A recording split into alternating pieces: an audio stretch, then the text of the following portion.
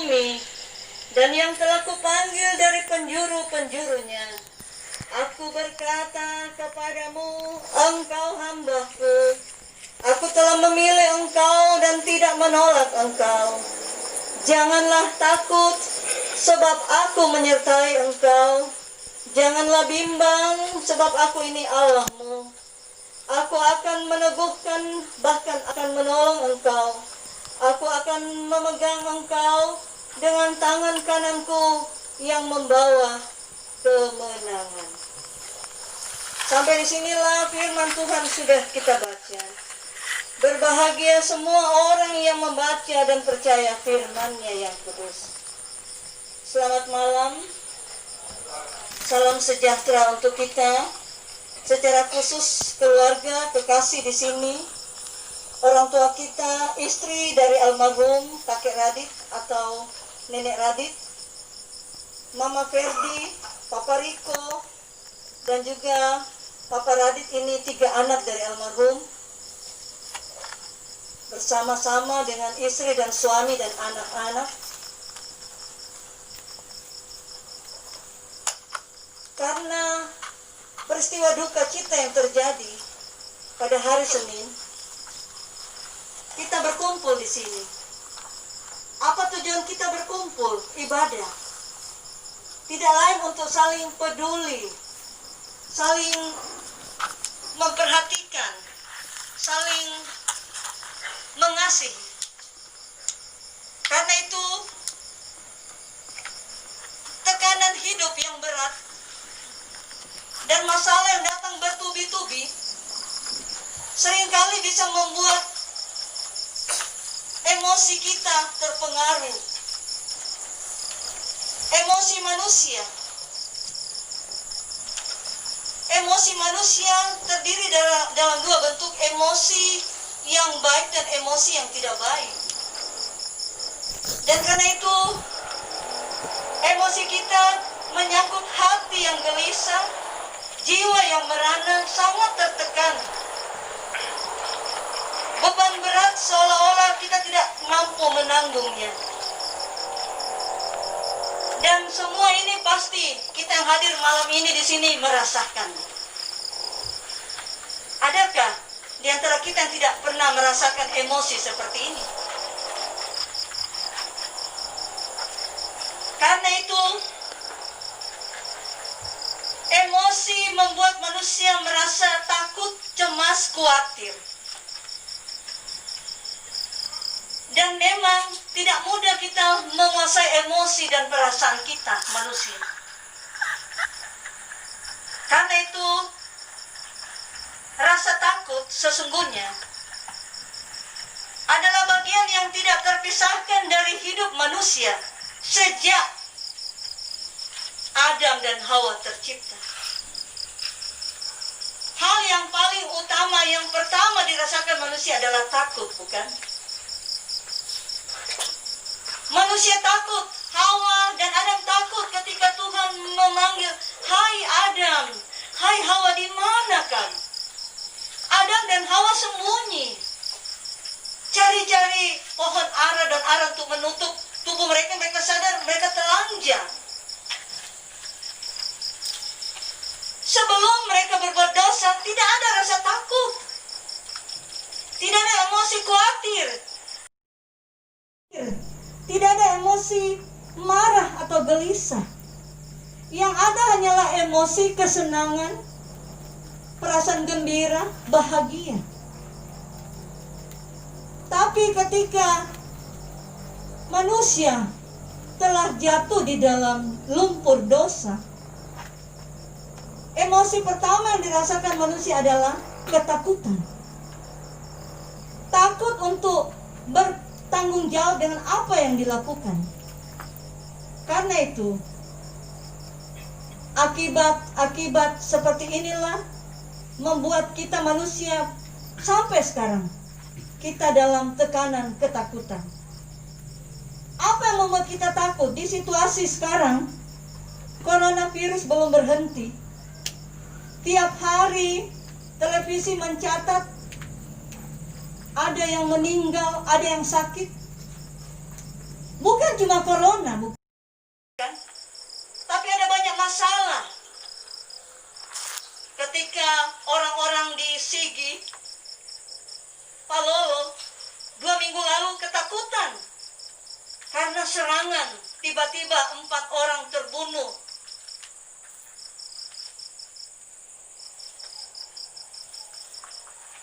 Kita di sini mungkin merasa enjoy saja. Tidak ada apa-apa. Sehingga diungsikanlah 100 lebih kepala keluarga di desa Lemban Tongoa. Desa ini saya pernah pergi dalam pelayanan. Dia di daerah Palolo memang, kecamatan Palolo, Kabupaten Sigi, tapi jalannya agak sedikit kurang bagus. Ya. Jauh ke dalam.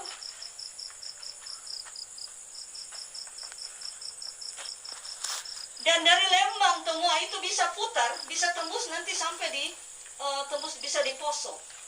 Ya. Dan karena itu warga masyarakat di Sigi dalam keadaan waspada, ketakutan. Karena apa? Katanya ini teroris yang menyerang. Karena itu diturunkanlah tentara dari Jakarta. Polri mengutus Brimob untuk mengejar, cari teroris di hutan-hutan. Yang katanya kurang lebih masih tersisa 10 orang. Tapi sampai hari ini belum didapat. Kemudian, Bapak Ibu jemaat yang saya kasih dalam Yesus, kita seringkali juga merasa takut dan khawatir ketika kita tanam padi. Kita lihat, padi kita merah. Jangan-jangan padi saya ini kena hama, ini dan itu. Ya, itu sesuatu yang wajar kan? Kita takut hasil usaha kita gagal. Kita pelihara celeng, dan kita lihat pertumbuhannya kurang bagus. Sudah dikasih makan banyak-banyak, bahkan biaya untuk membeli bahan makanannya sudah begitu banyak keluar, tapi tidak bertumbuh dengan sehat dan macam-macam. Ini semua sebenarnya adalah bagian hidup yang kita alami di dalam dunia ini. Kesenangan, ketakutan, duka cita, kematian, kehidupan itu silih berganti. Dan karena itu di dalam kitab Yesaya yang kita baca tadi, kita sudah baca tadi pasalnya yang ke-41. 41 ayatnya yang ke-8 sampai 10. Dikatakan ayat 10, janganlah takut, sebab aku menyertai engkau. Janganlah bimbang, sebab aku ini Allahmu. Aku akan meneguhkan, bahkan akan menolong engkau. Aku akan memegang tanganmu, memegang engkau dengan tangan kananku yang membawa kemenangan. Tahukah kita, Bapak Ibu, latar belakang firman Tuhan ini? Ketika orang Yahudi, bangsa Israel dalam tekanan yang sangat dahsyat. Tidak mudah hidup di negeri orang, terbuang, tertekan, sebagai jajahan di negeri Babel dalam pembuangan. Hampir 1 abad mereka terbuang. 1 abad itu berapa tahun, Bapak Ibu? 100 tahun. Hampir 100 tahun mereka tertindas. Dan karena itu air mata mereka siang malam mengalir dan menangis. Mereka meratap nasib mereka. Ya Tuhan, mengapa kami harus alami penderitaan ini? Kami kan ini bangsa pilihan-Mu. Kami ini keturunan Abraham. Di mana janji-janji Tuhan yang mau menolong kami? Karena itu kalau membaca kitab Nabi Yesaya, Nabi Yehezkiel, Nabi Yeremia, bahkan Nabi Amos dan beberapa nabi, ini adalah kitab nabi-nabi yang menceritakan bagaimana pergumulan penderitaan bangsa Israel dalam pembuangan. Tetapi bagaimana juga dalam firman-Nya ada nubuatan.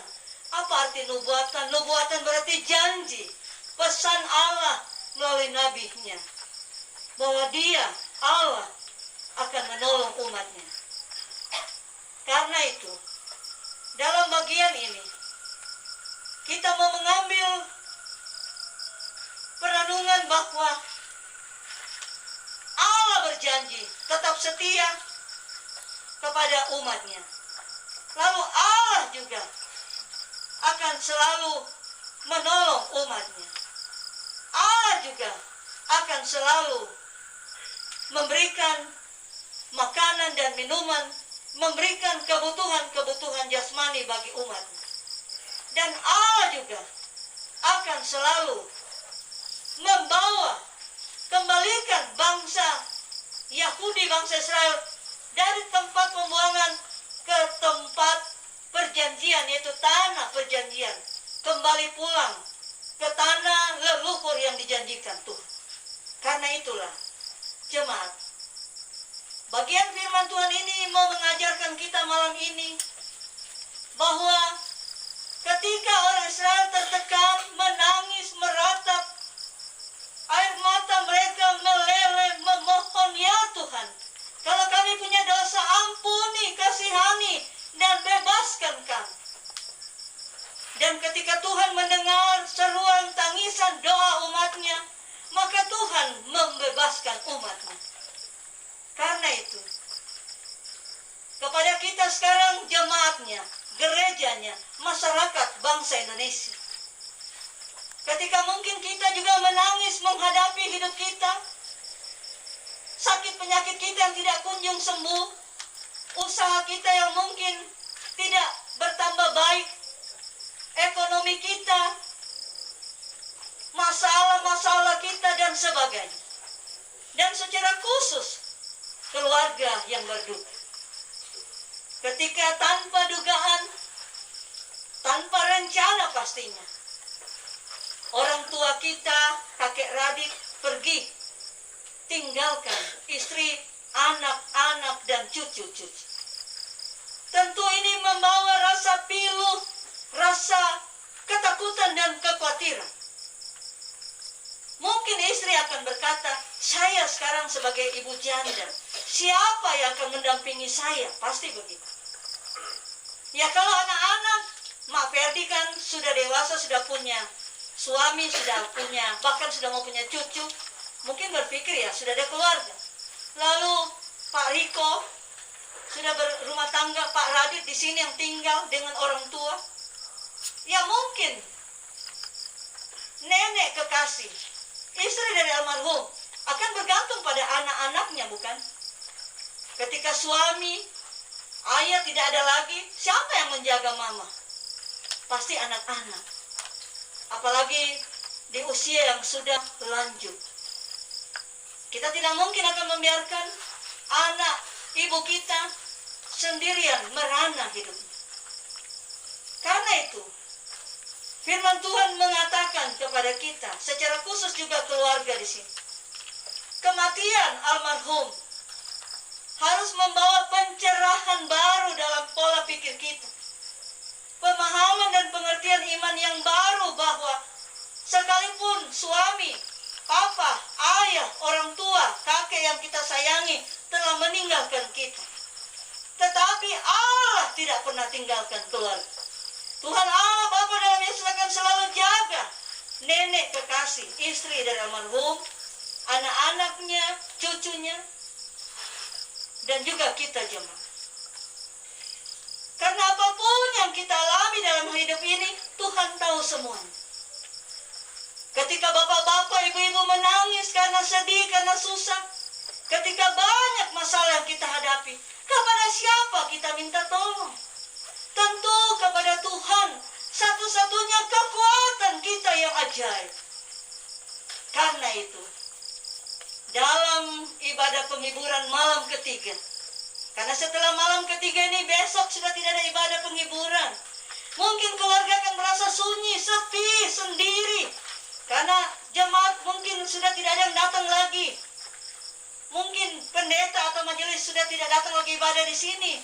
Tetapi yang akan datang menjaga, yang tidak pernah tinggalkan keluarga di sini yang berduka cita, yaitu Tuhan Allah dalam Yesus Kristus. Yang adalah Immanuel, yang selalu menyertai keluarga. Biasanya kalau orang berduka, di saat 1-2 hari mungkin belum terasa. Tetapi setelah semua selesai, ibadah penguburan selesai, merenunglah kita sendiri. Wah, kemana dia? Pasti kita akan ingat, kemana suami saya, kemana ayah saya, di mana kaki. Kita akan ingat semua rekaman, jejak-jejak kehidupan, makannya. Mungkin ketika kita minum kopi sama-sama, minum teh, atau makan kue, atau pergi kerja di sawah, di kebun, atau bercanda di rumah ini. Pasti itu akan kembali menjadi memori dan kenangan-kenangan kita. Karena otak kita manusia terdiri dari otak kanan dan kiri bekerja dengan sempurna.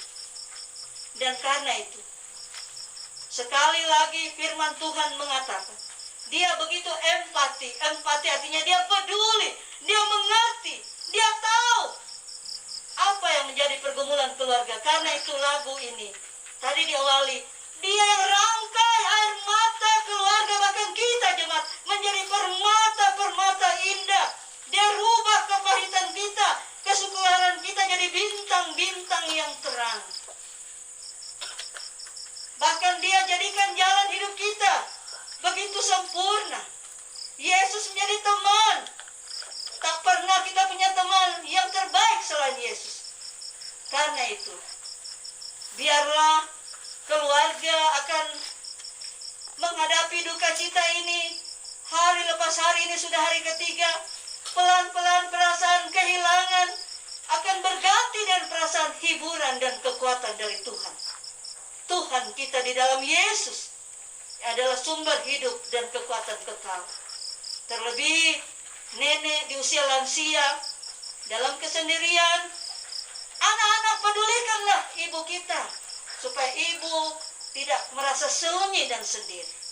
Hiburlah orang tua kita, supaya dia tidak merasa ditinggalkan sendiri. Ya, semoga kami majelis pendeta masih bisa datang lagi, mempedulikan, saling memperhatikan, dan keluarga yang berduka di sini. Tetapi satu hal yang pasti, Yesus Allah kita yang hebat tidak pernah tinggalkanmu dan kita semua.